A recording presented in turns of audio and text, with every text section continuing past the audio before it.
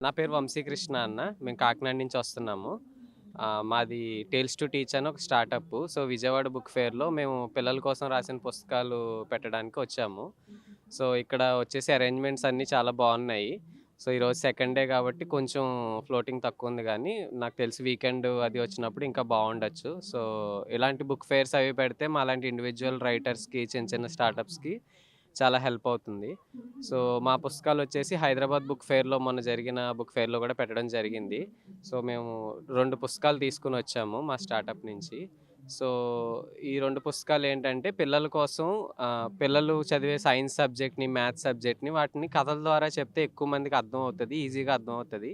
బాగా గుర్తుంటే సబ్జెక్ట్ పట్ల ఇంట్రెస్ట్ పెరుగుతదన్న ఉద్దేశంతో మేము రాసిన పుస్తకాలివి. 'టేల్స్ టు టీచ్' అని ఒక స్టార్టప్ ద్వారా. సో, మొన్న హైదరాబాద్‌లో పెట్టినప్పుడు ఒక 600 కాపీస్ సేల్ అయినియి అక్కడ 10 రోజుల్లో.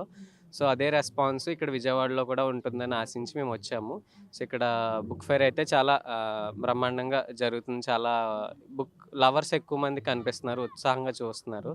So, very happy to be here. ఎలా ఉందన్న స్టూడెంట్స్ ఏమన్నా వచ్చి కొనడం గాని ఏమన్నా ఉందా? కొంటున్నారన్న. స్టూడెంట్స్, పేరెంట్స్ వచ్చినప్పుడు వాళ్ళెక్కువ కొంటారు మావెక్కువ. పేరెంట్స్, స్టూడెంట్స్ వచ్చినప్పుడు. అలా కాకుండా స్కూల్స్ కొన్ని పిల్లల్ని తీసుకొస్తున్నాయి. సో, టీచర్స్, పిల్లలు గూడా చాలా ఆసక్తిగా చూస్తున్నారు. బుక్స్ ఏంటి బావున్నాయి పిల్లలకని. మొత్తం డయాగ్రామ్స్‌తో ఉంటాయి గాబట్టి ఫుల్‌గా ప్రతి పేజ్‌లోని డ్రాయింగ్స్ ఉంటాయి గాబట్టి చాలా ఇంట్రెస్టింగ్‌గా వాళ్ళు చూస్తున్నారన్న. సో, మా బుక్స్ వచ్చేసి 'హెలో డాక్టర్' అని ఒక బుక్, 'సైంటిస్ట్ గ్రాండ్‌పా' అని ఒక బుక్.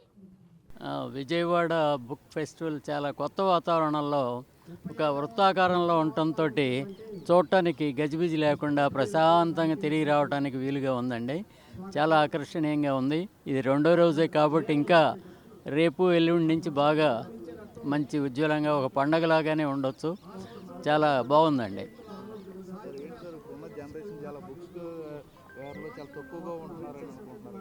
లేదండి, లేదండి. దేని వాళ్ళు దానికే ఉంటారండి. ఏ పుస్తకాలు ఒక్కొక్కళ్ళు ఒక్కొక్క రంగం, అన్ని పుస్తకాలు అన్నీ ఎవరు చదవలేరు.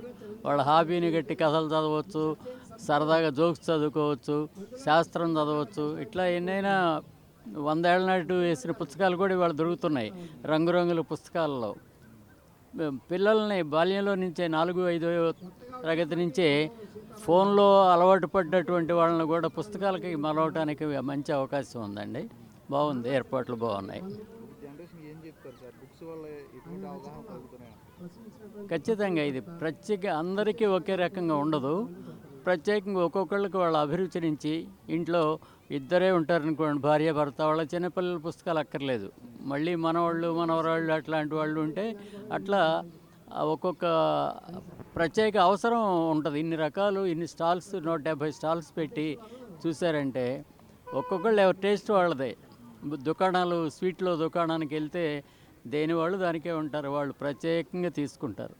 అట్లాగే పుస్తకాలు బాగుందండి. ఇది సంవత్సరానికి ఒకసారి ఈ బుక్ ఫెస్టివల్ ఉండటం అవసరం. బాగుంది. వేదిక ఇది మొదటిసారి జరగటం కాబట్టి ఇక్కడ మంచి సహకారం బాగానే ఉంది. ఏర్పాట్లు బాగున్నాయండి.